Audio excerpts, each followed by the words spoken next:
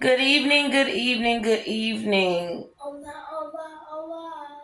We are still in our series, Junie B. Jones Complete First Grade Collection. As always, there are 11 books in the collection, and we are on book number 4. I'm winded today, y'all. I think it's acid reflux or heartburn, something. It's right off in here, and it won't. It's unforgiving. Anyway, please like, share, subscribe here on Facebook and on YouTube. We need to get to 50 subscribers on YouTube so that we're able to go live on YouTube and I don't have to record and then post over there, blah, blah, blah. So, that being said, we're going to go ahead and get started. We are reading Cheater Pants. Rocky Rain. We are reading the book Cheater Pants. And we're going to go ahead and get started. We're going to find our bookmark. It's our Twinkle Toes bookmark. Y'all already know. All right, chapter 5. Please, no more talking. I'm reading now, okay? Chapter 5, The Note. That night at dinner, I couldn't swallow my meatball, because how can you swallow a meatball when there's a note from your teacher in your pocket? Mother kept on looking at my plate. "What's the trouble with you tonight, honey?" she asked. "You love spaghetti and meatballs." I picked up my fork real slow. Then I put it right down again. "Is something wrong, Junie B?" I asked Dad. "Are you sick?"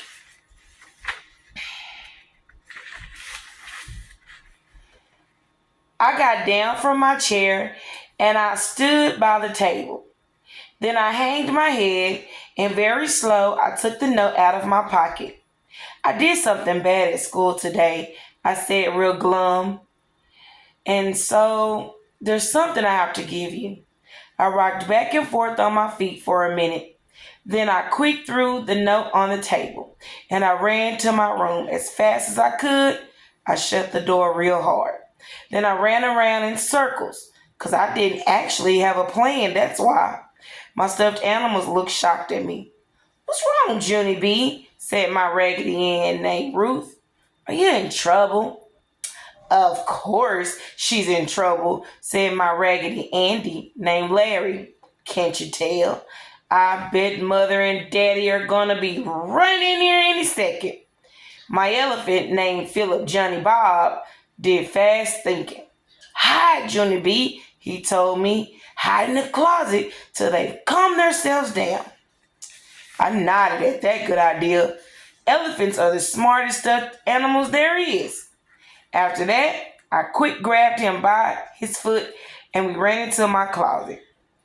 We climbed over shoes and games, then we scrunched our way down in the corner. Pretty soon, we heard Mother and Daddy come in my room. Our hearts started to pound and pound. Then we tried to scrunch even smaller.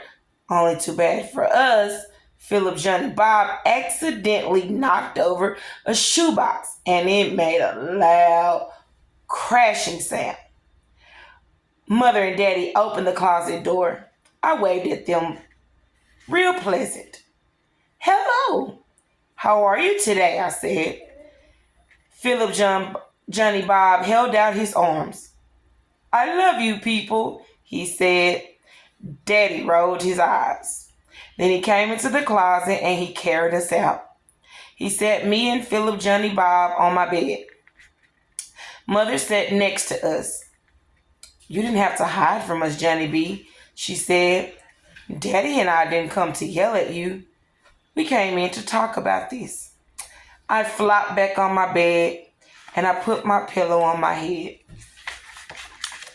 "Yeah, only I already did talk about this, Mother," I said real muffly. "Me and Mr. Scary talked about this for a jillion million hours at recess."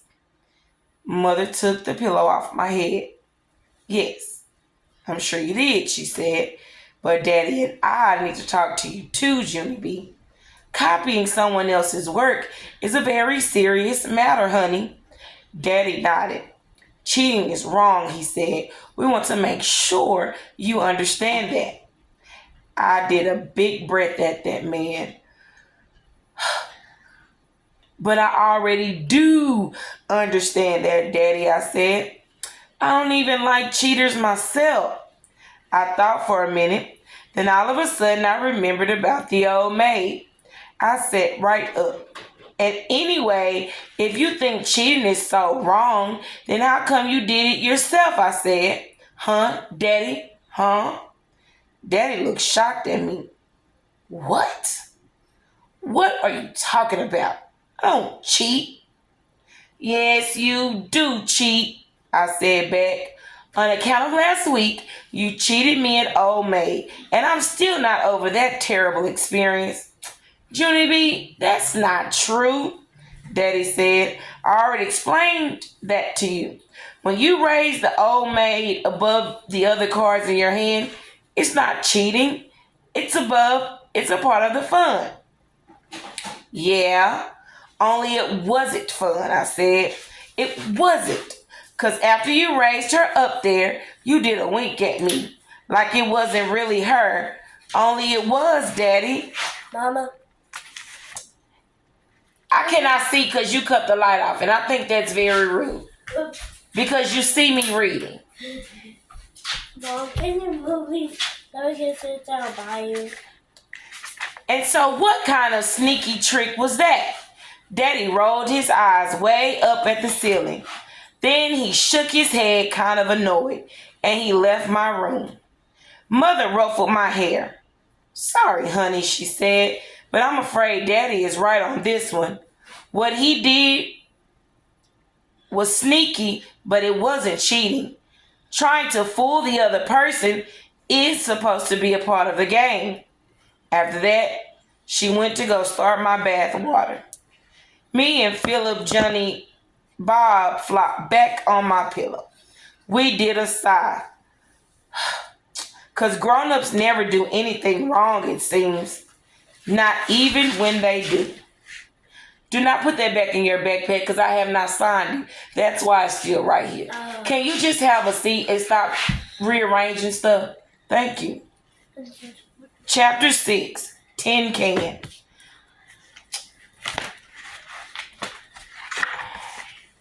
The next morning, I sat next to Herb on the bus. I sit next to him every single day. On account of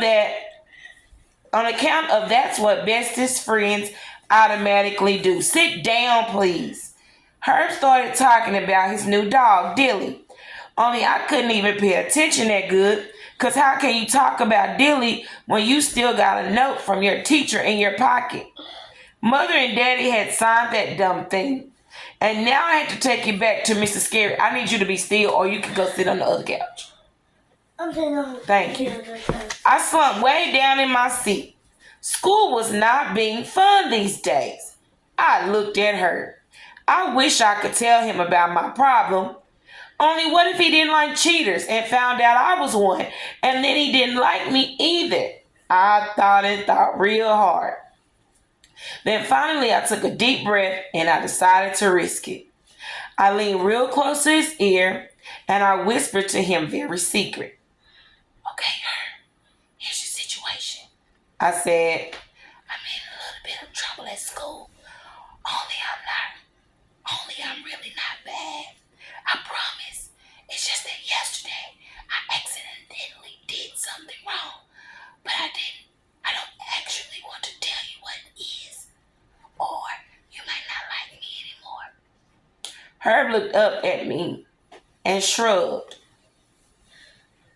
You copied May's homework when she went to the office, he said. I did a gasp at that boy. Because how did he even know that private information? I scratched my head. But, how did you even? Herb interrupted me. I saw you, he said. Lenny and Jose saw you too. You're a terrible sneak, Junie B. Really terrible. I mean, I did a little frown. That was not a compliment, possibly. Herb patted my arm. Don't worry, we still like you, he said. Just don't copy May's homework anymore, and then you won't get in any more trouble. I nodded. Then I patted him back. That Herb is good for me, I think. Me and Herbert walked to room 1 together. Then we stopped right in our footsteps because wow. The whole room looked different, I tell you. Instead of being in rows, all the desks were arranged in groups of circles. We looked in the back to where we sit. There were 5 desks in our group. May was already in her seat. She was cleaning her desktop with a moist towelette. Just then Lenny and Jose walked in behind us. Whoa, said Lenny. What's going on here, said Jose. Mr. Scary told us to please find our desk, and he will explain this in a minute. All of us went back and sat down. Sitting in a circle feels friendly. We waved and smiled at each other, only not May. She looked smuggy at us. I already know why we're sitting like this, she said. I was the first one here this morning, and when you're first, you get to know stuff. Jose stared at her moist towelette. He made the cuckoo sign. Just then, Mr. Scary went to the board, and he wrote a weird word. Boys and girls, this morning we're going to do a poetry assignment, he said. That's why I arranged your desk like this. I want you to be able to talk over your thoughts and ideas. He pointed at that weird word. It was spelled Cinquain.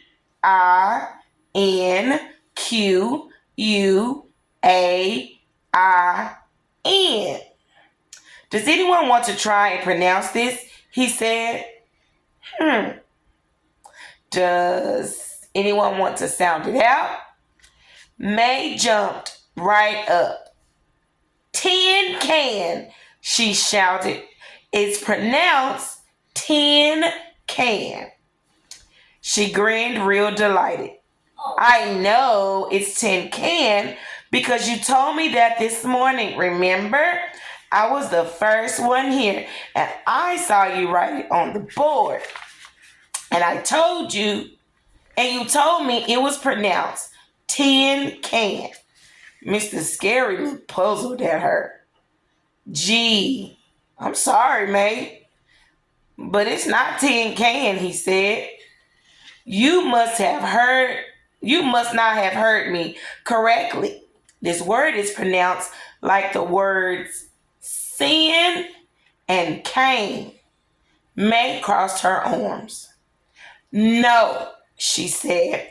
I'm sure that's not what you told me. You said it was tin can. Mr. Scary, you know you did. Mr. Scary frowned. No, May, I didn't, he said. Now, please take your seat. May sat down in a huff. She put her head on her desk and hid under her sweater. Mr. Scary looked back at the board. A Cinquain is a poem that has 5 lines. He said, and each line has its own special rule. He wrote the 5 rules. Line 1, 1 word, title. Line 2, 2 words that describe the title. Third line, 3 action words about the title. Fourth line, 4 words that express a thought or feeling about the title. Fifth line, 1 word that means the same thing as the title. After that, he wrote a Cinquain for us to see. It was a poem called Pickle. Pickle, bumpy, lumpy, crunching, munching, luncheon, Cucumbers making you pucker. Jerkin. I laughed at that crazy thing because who ever heard of a pickle poem? Writing a cinquain is fun, I said. This assignment will be a breeze, I think. Mr. Scary smiled. Well, sometimes poems come very easily, Junie B, and other times they don't. But if you share words and ideas with each other, you can really help spark your imaginations, he said. He looked all around. In fact, I thought it might be fun for some of you to write your poem as a team, he said. May quick came out from under her sweater at that news. She looked at our group. Okay, fine. I'll be the team leader, she told us. After that, she made a mean face at Mr. Scary, and she took out her pencil. I know just what we're going to write about, too, she said kind of growly. She waved her hands at us. You four guys just talk about your normal stupid stuff, and I'll write the poem, she said. I'll read it to you when I get done. Lenny looked disappointed. But Mr. Scary said we should write our poem together, May, he said. See, said Jose. We're supposed to share thoughts and ideas, remember? May threw her hands in the air. I knew it, she said. I knew working as a team wouldn't work. Fine. You guys just write your own dumb poem and I'll write mine. After that, she took her pencil and paper and she hid under her sweater again. All of us looked at each other and shrugged. Then we started right to work. I tapped on my chin. It says the first line needs to be the title, I said. So maybe the title should come first. May peeked her eyes out at me. Duh, she said. Jose covered her up again. Just then, Herb raised his hand. Hey, I know, he said. Since Mr. Scary wrote a pickle poem, why don't we write one about an olive? He leaned back in his chair and did a happy thumbs up. No one did a thumbs up back. Because what kind of a dumb idea was that? An olive? I said. I hate olives, said Jose. I threw up an olive once, said Lenny. Herb looked irritated at us. I patted him. Don't be mad, I said. It's just that maybe there's something funner to write about than an olive, that's all. See, said Jose, like maybe we could write about soccer. Playing soccer is fun, right? Yes, I said. Plus riding the bus to school is fun too, right, Herb? Man, you always have fun on the bus, don't we? Lenny shook his head. But I don't ride the bus, Junie B. He said, I think we should write about something that all of us know about. He thought for a second, then he clapped his hands together. I know. We could write about all of us. We could write about how all of us shampoo our hair to keep it healthy and shiny. All of us do that, right? After that, me, Jose, and Herb just looked at him. Because sometimes Lenny is off the deep end, that's why. Finally, Jose put his head on his desk. Maybe we're making this too hard, he said. Why can't we just write about something easy? Like about how all of us are friends or something. Herb smiled a little bit. Yeah, that's a good idea. We could write about the four of us and we could call it Friends. Jose smiled. Jose smiled too. See, he said, or Amigos maybe. Just then, I bounced up and down real excited because the perfect title just hit me. That's why. It hit me right out of the clear blue sky. Pallies, I said. Let's call it Pallies. Because that's what we are, right? All four of us are bestest Pallies. And Pallies sounds like a cute title, don't you think? I looked at them real hopeful. Then all of my Pallies started to smile. Our poem was off to a great start. And we are going to stop there. We're stopping at chapter 7. Chapter 7 is entitled Pallies. All right. Y'all have a very good night. Do your chores. Hopefully you already had dinner. You have a great night. Listen to your parents, okay? Bye. Until next time. Bye.